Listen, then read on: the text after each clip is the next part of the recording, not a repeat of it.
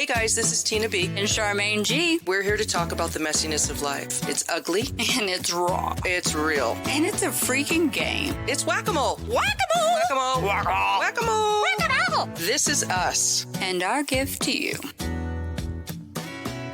Look at us. Do you... Here we are. We are live, literally, in person. And on video.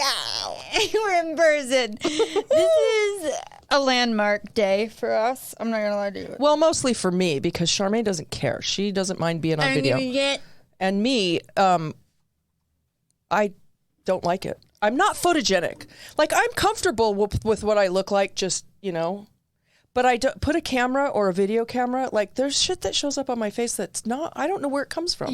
Your whole aura, your whole face and everything, that's not going to come out right. But seriously, everything about you just shrinks when the camera's in front of you. And I mean, I'm talking about any kind of picture, cell phone. Thank goodness for filters, because when you got your Snapchat going, Tina came around the office and was dancing. Oh with my the camera. gosh. Let's take selfies. First time in my whole life. They didn't have that crap when I was taking photos as a teenager. So we will Snapchat after this and have it online. Don't get crazy. Tell me she's here not we beautiful. are. Oh, thank you. The reason why, I've been encouraging Tina is because when we're talking, her personality comes out in her hands a lot. I do. You guys look at my hair. I got my rock and roll hair on and everything. And I think you guys get to know her a lot more about not just the your voice. rock and roll hair, let the good times roll. Who's that? Do you know? Hell no. Sean does. Who sings that song? I don't know. Liar. It's Really? the Cars. The Cars? Lies and the big Cars. Okay, here we are. It is Tuesday, January 26th, 2020. We're a minute into the new year. So it's I don't know. I'm feeling some stuff. Tina, you guys, I'm on one This today. is I gonna did. be a I had good- like 2 cups of coffee in the afternoon. I probably won't be sleeping tonight. It'll be a good episode. It should be. Yeah. What's new with you? What'd you do this weekend? Oh my gosh, this weekend. I want to say so many graphic things right now, but I'm going to hold back. OMG. I had a housewarming party. Tina held to her end of the bargain, you guys. Brought the beautiful design of, in my interpretation of the flower of life. And I have a beautiful talented by Tina Patrico. Wait, what do you... That's it. Patrico. I mean, you have 5 names. We've talked I know. about this. Just Patrico and Jackson. Patrico, Tina B. And it's beautiful. And all it took was having people over. And I have laughed. She had to throw a party to receive artwork from me. It's true. Sean, Why the chair not? didn't show up. Okay. We'll just have to put that online later. God bless America. America. We're not talking about the chair today. No, Sean. No. So Tina and I played a game with some... With our partners. With our partners. Male. I feel like when you say partner now, it could be like... Yeah. I'm into that too. I mean, okay, I'm not into that on air, but I think it's totally fine if people are into that. Mm-hmm. Totally. I think it's... But I'm not. So the game was, that's what she said. Who watches The Office? Raise your hand. Ronnie? Say, I like you even more now. Sean D? No, lame. Okay, you're watching me. Oh, I'm watching you. I'm watching me now. Okay, this is not going to be something I get used to, but long story short, that's what she said. Very graphic. You got to be the judge, and you got to be as rude and crude as you can be and try to match the humor of the judge. And I'm not going to lie to you, Tina picked my card 1 out of 3 every time. That just shows. And she picked mine. We are so synced up. It's not even funny. We laughed so hard. Our eyes were tearing. Our tummies hurt. Peed my pants. It was the funniest game ever.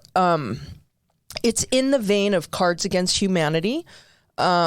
And for people who don't know what that is, it's in the vein of apples to apples. So you have one person who draws a card, reads a sentence, and then everybody throws the best phrase card that they have to finish it off. And then the leader in that round chooses which one. Yeah. So it was so much fun. We laughed so hard. I literally, Greg and I have been in bed saying funny stuff. Okay, My I don't abs want to hurt the get next day. too graphic, but one of them was, "I like a salty rim." That was an option for an answer. My favorite It was funny. I like my meat warm and tender with a nice pink center.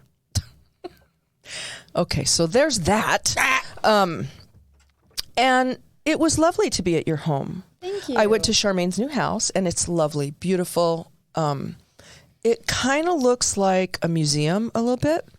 It doesn't look like people reside there because it's very neat, tidy, and clean. Because you guys were coming over. Like, I worked my ass off all day that day. You're so cute. I didn't mean to insult you. I just want you to come over when life's real, because that was show. That was all show, because it came undone right after you guys left. You know what I'm saying? I went back to my house going, oh my gosh, I'm approaching hoarding level.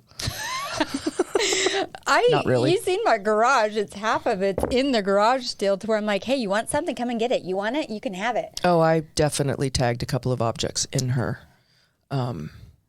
garage.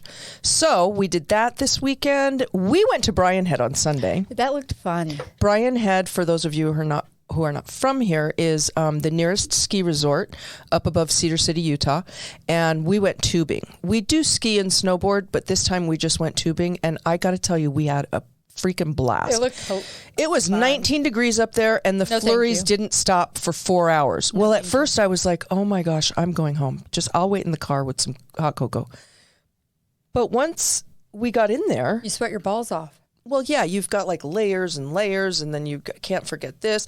And God forbid you need to get something out of your pocket, because that's a whole other show.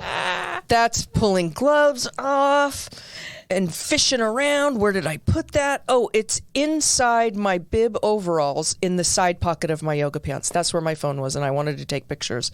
Then getting it back in there. You look like you're molesting yourself. It is what it is. But we had so much fun. Oh, we did. We had a great time. Good weekend. Good life. Life was good Oh to us this last week. Huh? Life is perpetually good for me. It's happening. Honestly. And I know that and can say it with confidence, because life has not always been perpetually good for me. You know the difference. Yes. Yep. I know the opposite. Opposition of all things. That's actually when you have a knowledge, and then how you apply it is the wisdom piece. You know what I'm saying? Yes. Yep. So I think you're blessed, because next week when it's time to check in, it may be different. Life happens, you know. But don't attract that. I know. I seriously just freaking vaporized cursed you. I'm so sorry. Not me. I know. Not me either. Going strong. Not me either. Hanging in there tough. With that being said, Charmaine is eating licorice. We're on the air. it looks good. Show me your tongue, Tina. Okay, I got to tell you. That's my Aussie tongue, my kiss tongue. So, Jer loves Napoleon Dynamite, and introduced my kids to Napoleon Dynamite. Say it. Go ahead. Let's get that over with. Let's get that over with. It's not. Eat your food, Tina. It's not you original. Fat lard. Hold on, no. Myra says it. I just got to tell you, my sweet little 9-year-old, and she doesn't even. Right now I feel horrible because you're looking at me like demon eyes. But I wonder what you're teaching your children about me. I laugh. Not you. There's many Tinas. In your life? Tina the freaking llama. But when she says it, though, she says it with such venom that you can't help but to laugh. And then quickly right after, I'm like, you shouldn't say that. You shouldn't say that. Oh my gosh, that stuff's funny. Just like when your kid swears. I mean, it's not like you want to be like, that's not cool. Yeah. But like I go into the bathroom and just start cackling. I mean, what is the age that, like my son kind of had not a stutter or anything, but a little bit of impediment, and we're in the back of church, and truck was, boop, Sean, ring the bell, F word, and I purposely would be like, what do you want, honey? So he would say it over and over and over again. And I thought it was hilarious, and everybody else, they laughed because of his age, but there's that window when you have to correct them to let them know the world's not okay with it. And then when they start to get into that 9-10 years of age, you want to bond with them like you're cool and stuff. I want to do that with my adult clients. Like I'll throw an F word and they're like, oh, I like her. I do like her. Because she'll come down. Right. Because then I can relate to them and tell them. However, when is it okay to say, kids, you're cool to cuss because you're adult I don't now. know that it ever is, but I will say gonna get that some there's a hate now on different that. standard with my kids than there was when I was growing up. Because if I got caught saying the F word, which flew out of my mouth once I was like 11 or 12. You knew what it meant. Well, I didn't really. I just knew if you said the F word, you were going to get attention.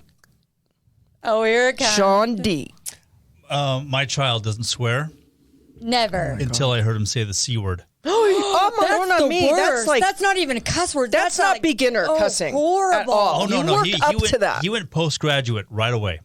Seriously, where did he hear that? Well, I mean, even the context was like, okay, let's discuss this word. So Yeah. we had a little chit chat. Do you know what about, that is? Do I know? No. Yes, I do. Did he know what that was? He had a small education afterwards. Okay. So we had a discussion. Was he quite like, I'm not going to say that again, or was that his language? I think I described it in a way to let him make his own decision. So I always ask And my what kids, decision did he make? I don't know. I haven't heard him since. Oh, well, that's good. What a I good one parenting technique.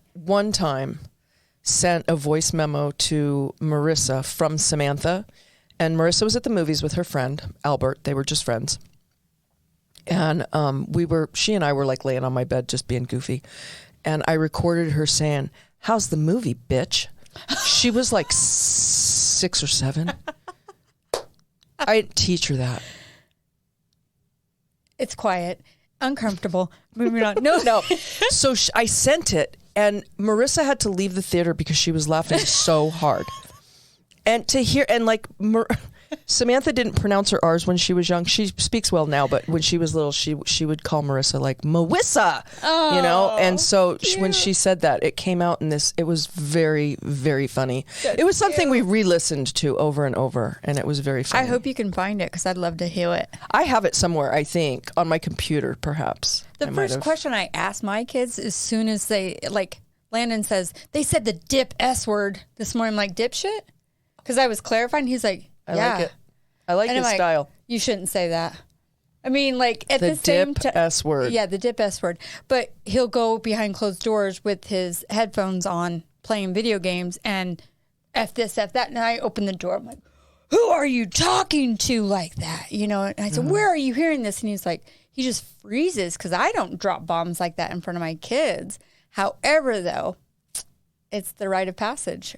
You can hear it anywhere with his kids. He's 11. Please, you can hear it on a TikTok video. You can hear any social media outlet or whatever where they go to listen to certain Not things. the C word. No, not the C word. I mean, I don't know what. No, goes on I in just your think it's home, funny but- when like a little kid. There was a show I was watching. It's called Grace and Frankie on Netflix. Have you heard of that show?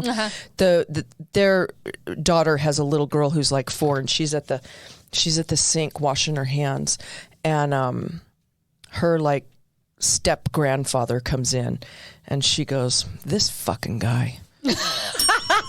And she was just washing her hands on a stool in a pink hoodie with her little butt cheeks were about that big. She was like 4 years old, and she was all. Why? Is He that comes in so and she funny? goes, "This fucking guy." That's funny. I don't care who you are. That I rewound it like 4 or 5 times. We do not teach just principles on this show. No, these do are the adults occult having adult conversations. I forget that disclaimer like every all the time.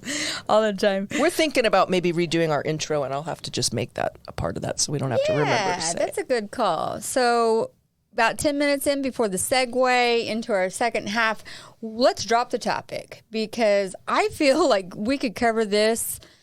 I mean, I want to my reach out word. to the world Agreed. on this one. You know what I'm saying? Insecurity. Oh my gosh. Okay, so Okay, can I ask you, if I were to say, Tina, what are you insecure about? First thing that comes to your mind. having my picture taken. Oh, that We covered that I in should've detail. known that one. Okay, second then. This came up today that we had a meeting at work that it was an all staff meeting, and we got the email that was like, we have a meeting every Wednesday anyway, but this one was All special. There's an all staff meeting at 3 p.m. on Monday. Clear your calendar. Does that evoke like Intimidation. immediately? Now, I want to say this No. because this is the important part of this topic, that I do my job.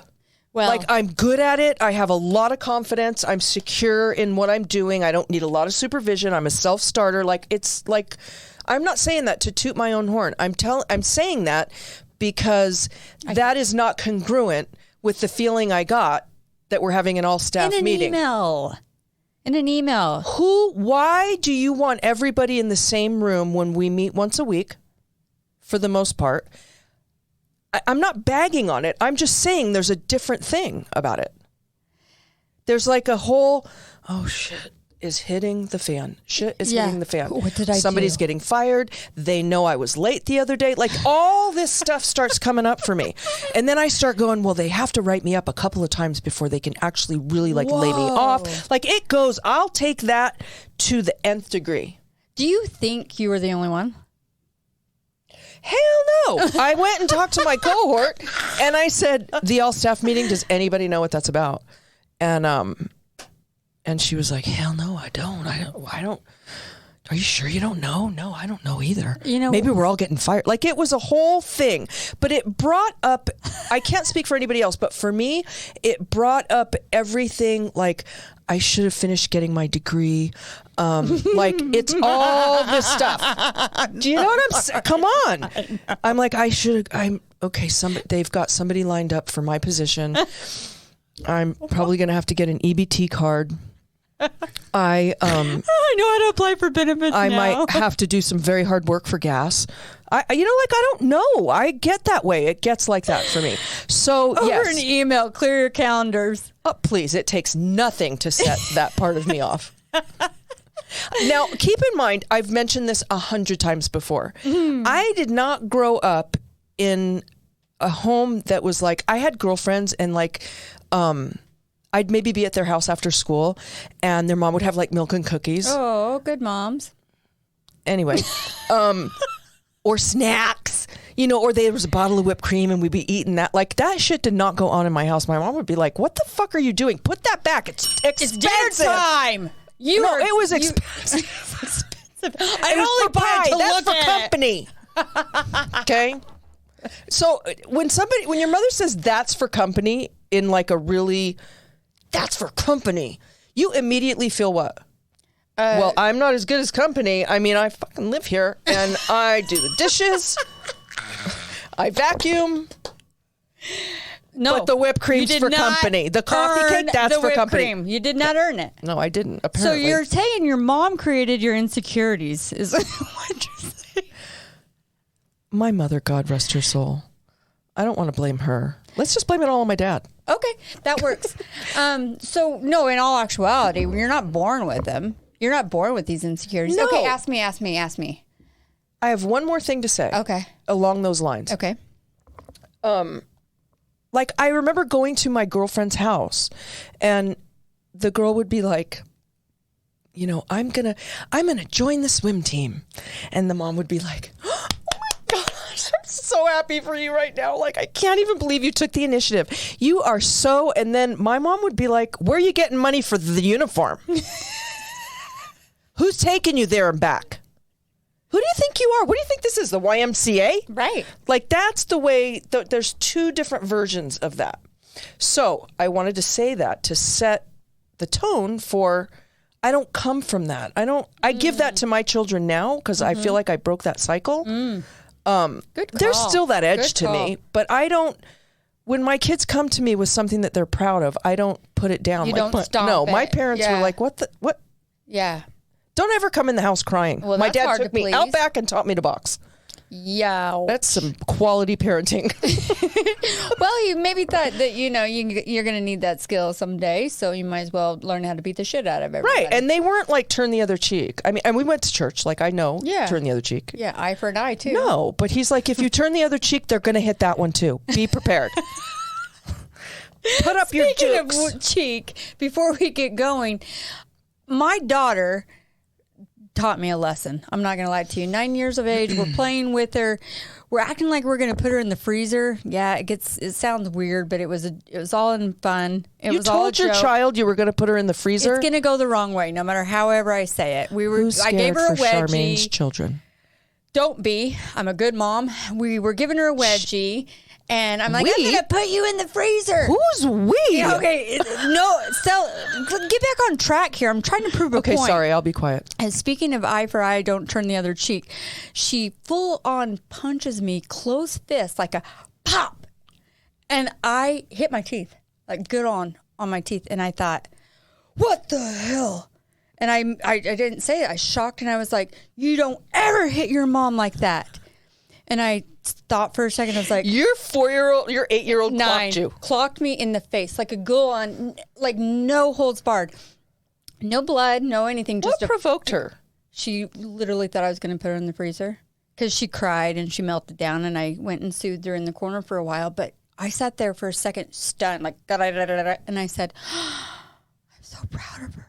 Like, literally, she is going to be able to beat the shit out of somebody. Like, if they ever mess with her, I did good. Totally I did get good. that. We were talking about that the other night at dinner. Yeah. And this is my thing, is that I saw somebody in Michael's the other day, and her little girl was no bigger than a minute, and she was just telling her mom, why are we doing that?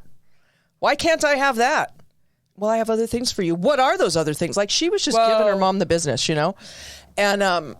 And it reminded me of one of my children, Samantha. But what I know about that, what you were saying about that, about Myra, is that that stuff used to tick me off, that brand of independence when you don't have a job. Right. When I'm still feeding you. Without me, you would be nothing, right? Mm-hmm. But now that she's an older girl, she's assertive. She's not afraid to tell somebody, nope, I'm not doing that. Absolutely not. Right. Well, and I have to say, to the contrast of that, Myra is a very soft, sensitive, gentle person that's a pleaser. Like, she really, really, she just wants to please. And when she I'm sorry, I just saw her little fist. Yeah. Like a woman. She too. clocked you. Like a woman. I haven't been pushed like that since high school. And boom, like bounced off my teeth. And I was proud of her. And she never knew I was proud of her.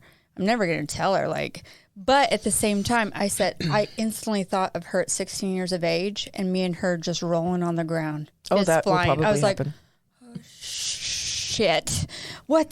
She may kick the out of me, you know, but in all actuality, she's not insecure.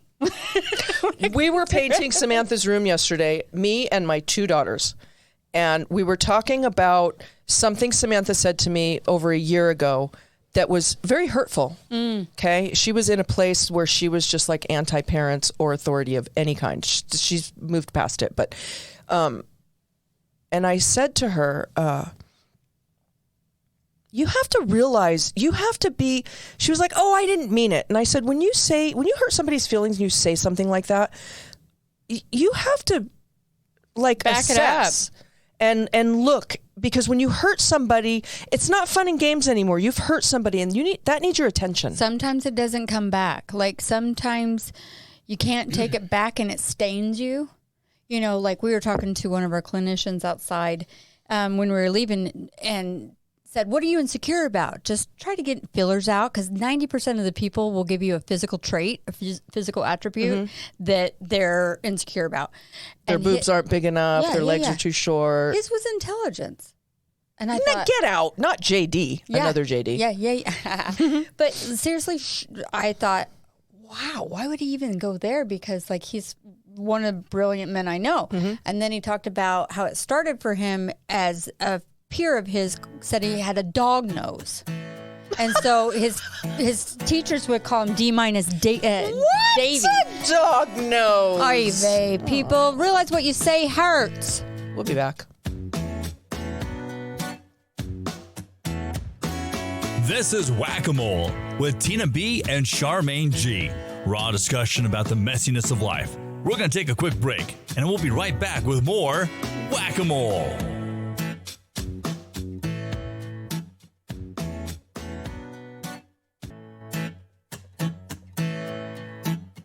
We welcome you back to Whack-A-Mole, raw discussions about the messiness of life.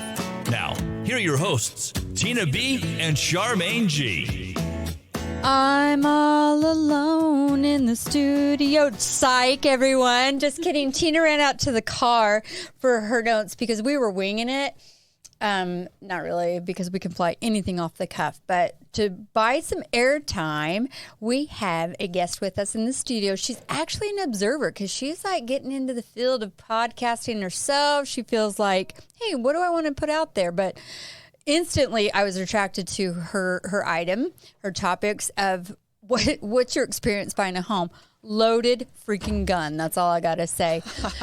Ronnie, can I use you? Yeah. Thank you. I love using people. Hey. Thank you. So, insecurity. Insecurity. First word. It's also intelligence. Really? Yes. Weird. You said 90% of people think of a trait, and I'm like, oh, what trait was it?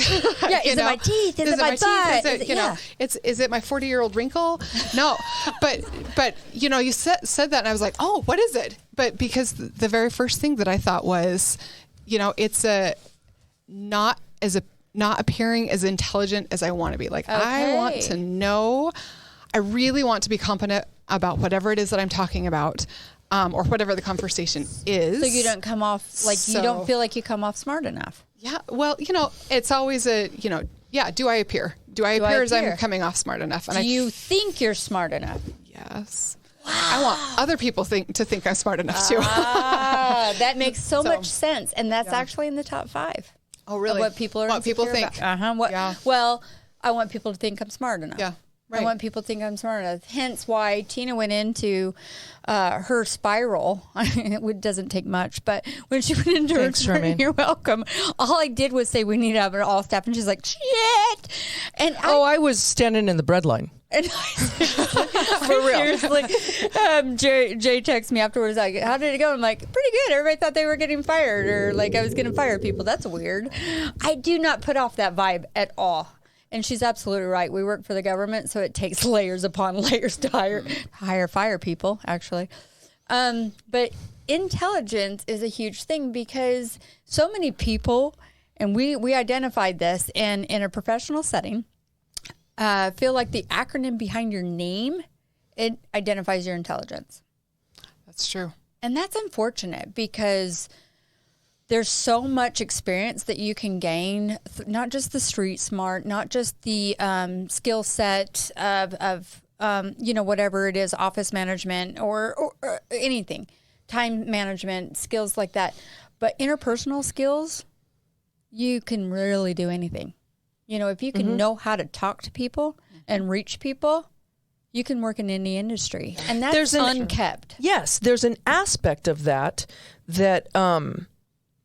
you can't learn in a textbook. Most of what I do on a daily basis with my clients is just some street stuff that I've learned. It comes from my experience, strength, and hope. It comes from having to tap into resources in our community, needing a helping hand. And none of that stuff was stuff I learned but while I was going through that, the person that was sitting in my chair, like me, yeah, I used to think, what do you know? Like because you have that certificate or whatever, now you know how I feel about. So it's a double stigma going on. Yeah. Huh. I felt, like I was being judged a lot and just things like that. That's very common. Like whenever you're on a low that you think anybody that you feel is above you is judging you. And that could be a parental, that could be a teacher, that could be a peer, but generally it depends on where you're at in life. But insecurities you're not born with them. No, they're trained. Yeah. Yes. One of the cool things. Nature versus nurture, environmental versus, Yeah.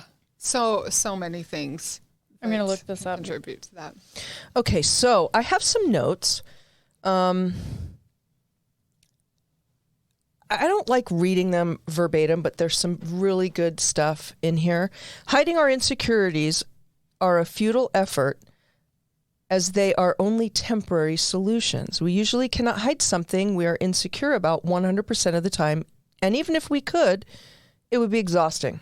Because you have to put as much energy into covering crap up which is dishonest, like to put on that facade.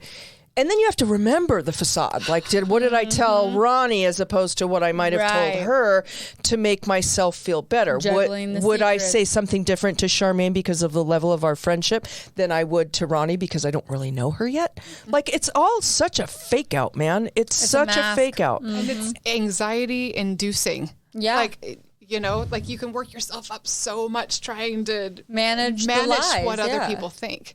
Oh my! And you just can't do it. Gosh, when you've got that negative little midget on your shoulder that's already telling you that you're not good enough, and you're everybody's watching you and looking at you and fail. But then, honestly, when you're doing it yourself, it's like inking it and not just penciling it in. Big time. I'm going to add this really quick because I thought it was pretty freaking cool. It says, whatever caused your insecurity initially, it's your habits that are keeping you feeling insecure. So we're creating that habitual mind routine, so to speak. How many times have you heard a male, female, doesn't matter, how come I keep attracting the same kind of people?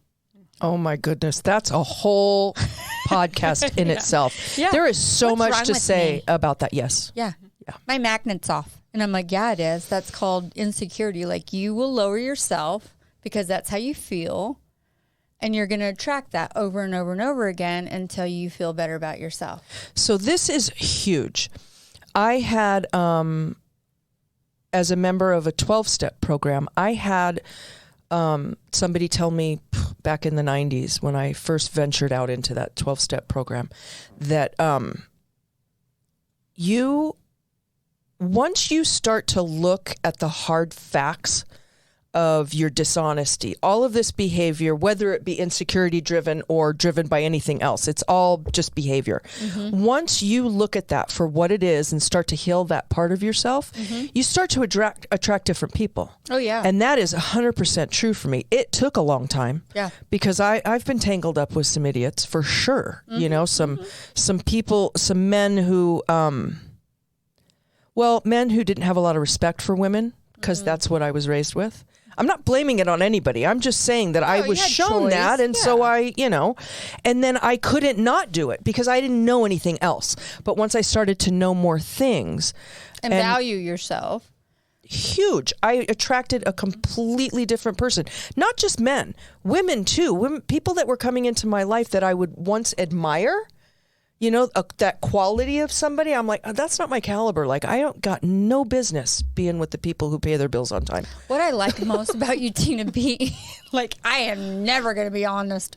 No, what I like about you is that you're so honest to the core and transparent that it radiates, and it makes others want to be that way too. Thank you. You're welcome. And I know it's taken a journey to get there. Not only do we know secrets keep us sick, but I mean, it rocks our integrity to where it's harder to come out and create those habits. I'll tell you what, I've not always been on the up and up, meaning that my heart's changed. And when that happened, I verbally had to make and consciously had to make efforts to be vulnerable and open with honesty and say, you know what, I'm not okay with this, or I don't like this, or my favorite is whenever I get more change than what I'm supposed to, and by the second window, I'm giving it back to them, and they're looking at me like, why are you giving me money? And I'm like, because I'm not going to hell for like $1. Like, integrity is important to me, buddy. It took me a fight, and my fingernails are gone, clawing myself out of hell to care about my honesty.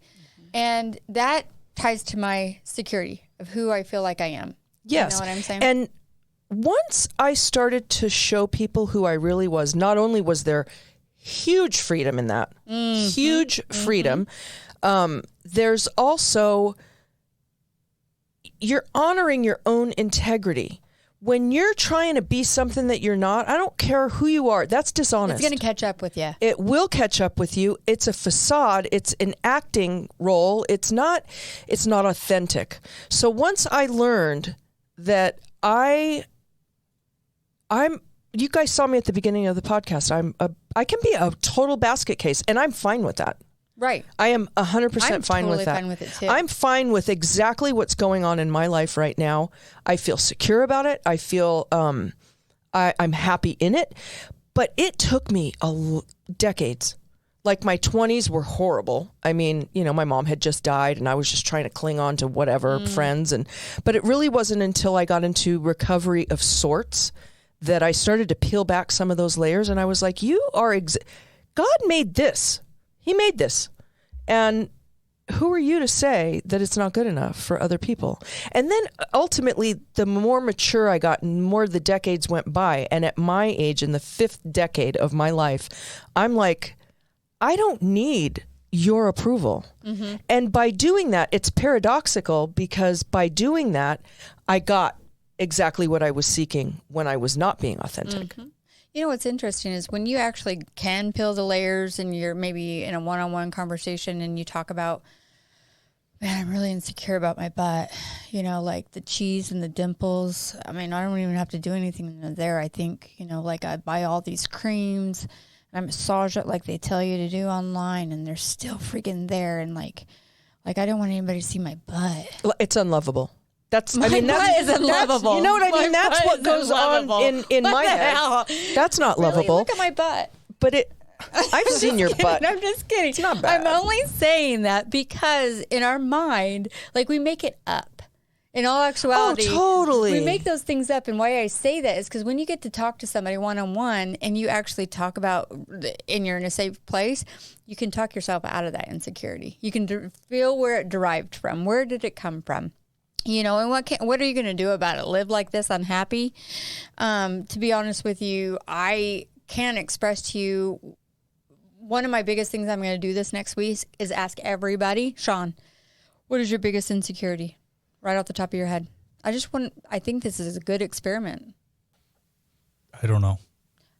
Lame. Okay, you get 2 seconds to talk about it. Pure You just two lies. No, I've grown out a lot of my insecurities. How? I have, just by dealing with them and then not worrying about stuff. Airing it. Not even airing it, just being like, okay, I'm okay. Accepting I'm of it. okay with this. I'm this. I'm okay with that. Accepting of Okay. it. Sometimes it takes airing it and talking about it, but when you accept some faults that you may have, Who said they were faults? well, I did. Insecurity doesn't have to be a fault. It does not. Thank you for clarifying that. But in your mind, it's a negative space.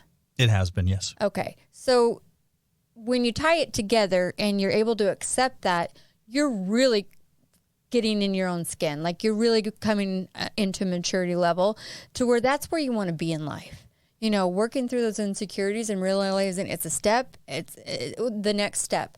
If you've conquered them all and somebody doesn't trigger your insecurities, then I'm pretty sure that you've made it. Well, now that I'm thinking about it, I'm getting sad. Why? Because now I'm thinking about the insecurities I wasn't thinking about before. Oy Thanks a lot for vey. nothing. Oy Gee, vey. He was fine. take me down that My path. gosh, Sean. Okay, then what are you insecure about? You're insecure that you don't have insecurities? Yeah, that's it. No, I think people who I have to work for their appreciation for. Okay. My bosses. People who can make a decision and destroy my life. Yep. The pressure. Like the 3:00 meeting that we don't know what's going to happen.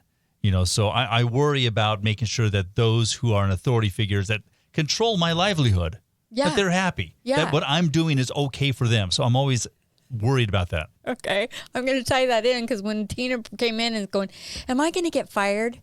And I'm like, where is this coming from? She goes, I don't know.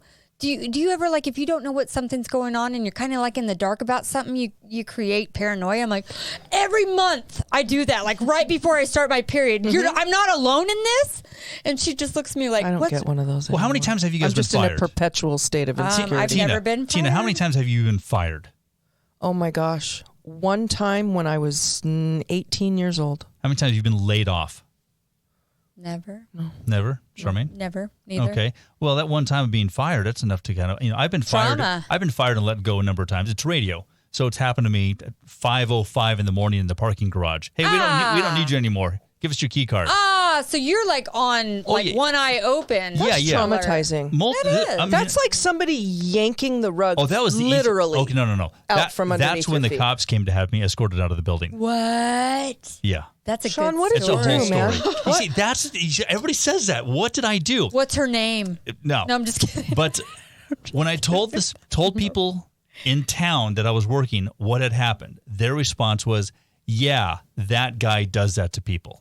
It was known for him to pull the rug out on New Year's Eve because, hey, if I fire this guy, it makes the books look good for the next quarter. That's insane. What But- kind of a person is that? But I tell people the story outside the area, and they say, "What did you do?"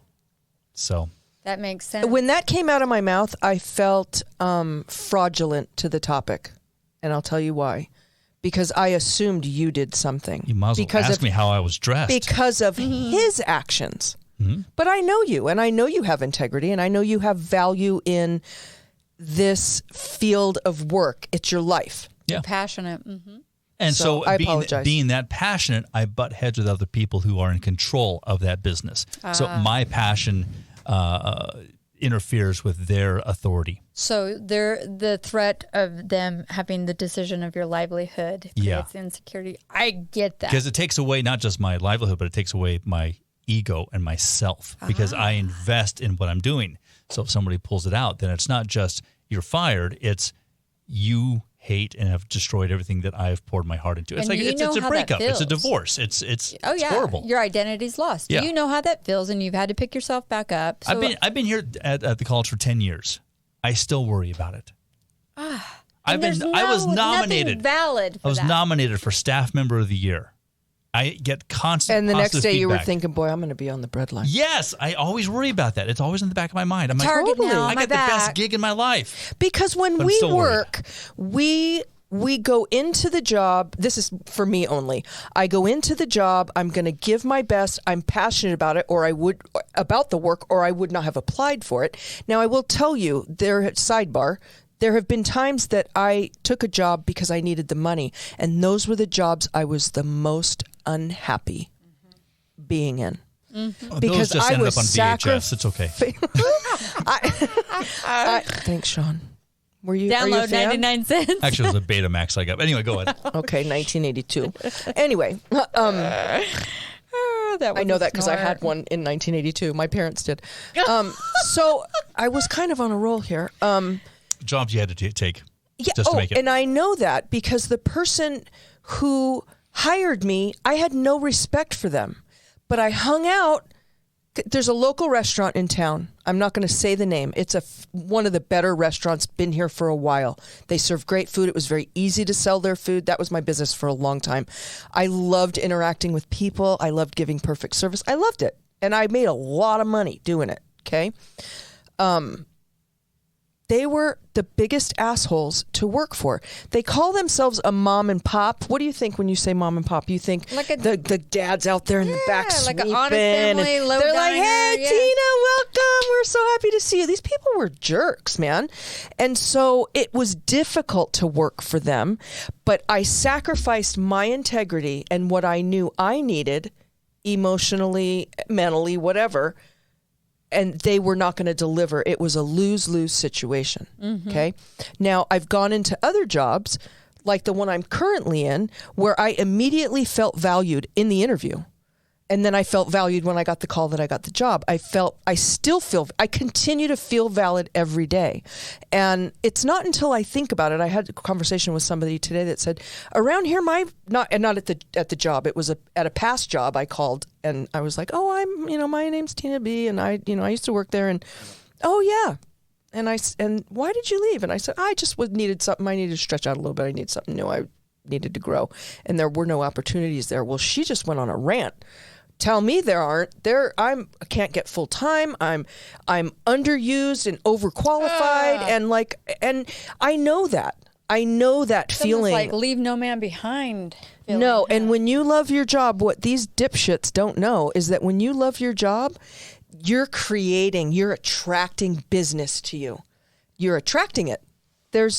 And you're we going to get be amazing at it when Yes. you actually love your job. And I mean, that's one thing you can't be taught. No. That internal feature. I want to add to, I'm looking at your cheat sheet that you have over here with the emotional insecurity, and Sean, like your pictures on here. I don't know if she added copy and I'm just kidding.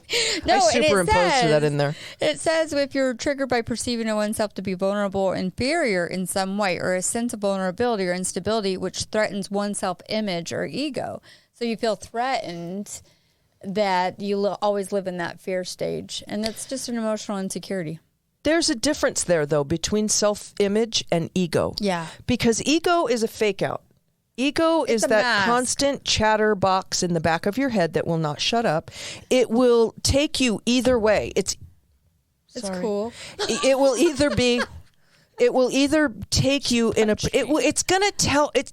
If you feel good, it's gonna tell you shouldn't. If you feel bad, it should tell you you're a loser. You should feel better than you do right now. That's a lose-lose, and that's the chatterbox that I'm just like, thank you, bye. She has a name, too.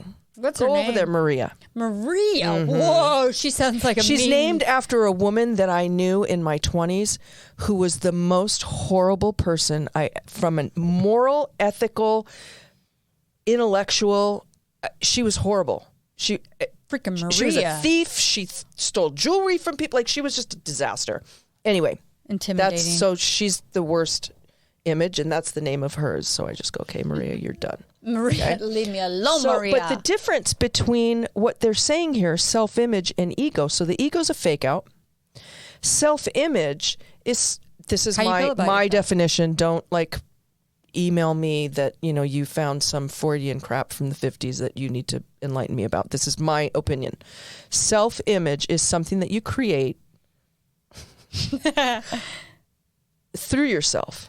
And the only way we can do that, which is what I teach my clients every day, is self-esteem. Uh-huh. What do we do to gain self-esteem? Now, there's a difference. We work in the field of probation. We monitor people and try to keep them compliant with what the court is asking.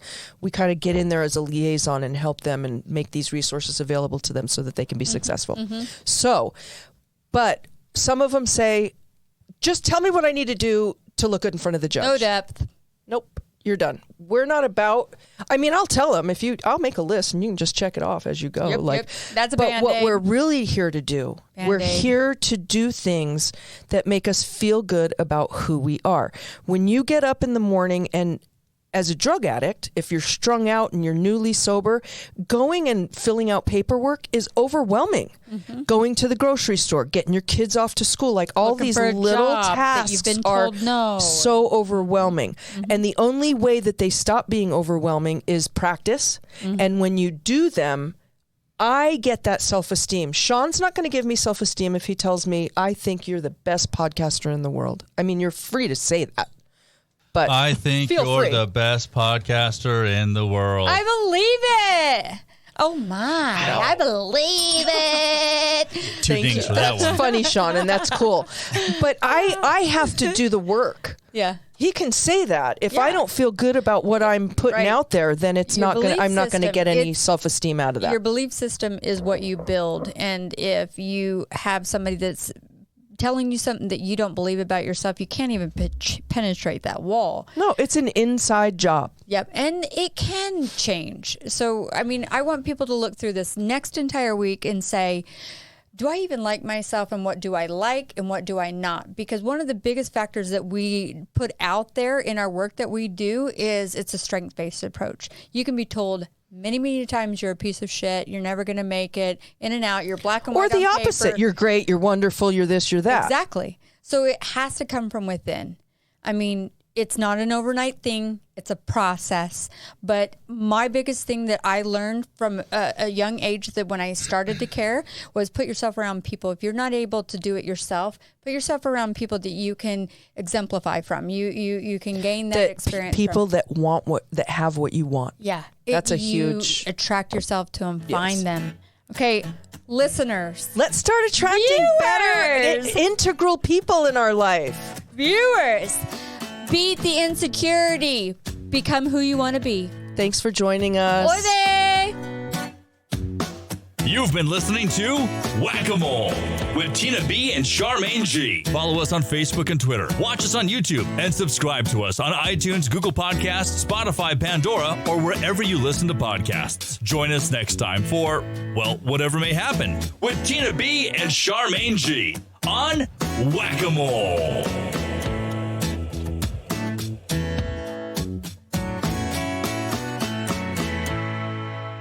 This has been a production from a podcast studio.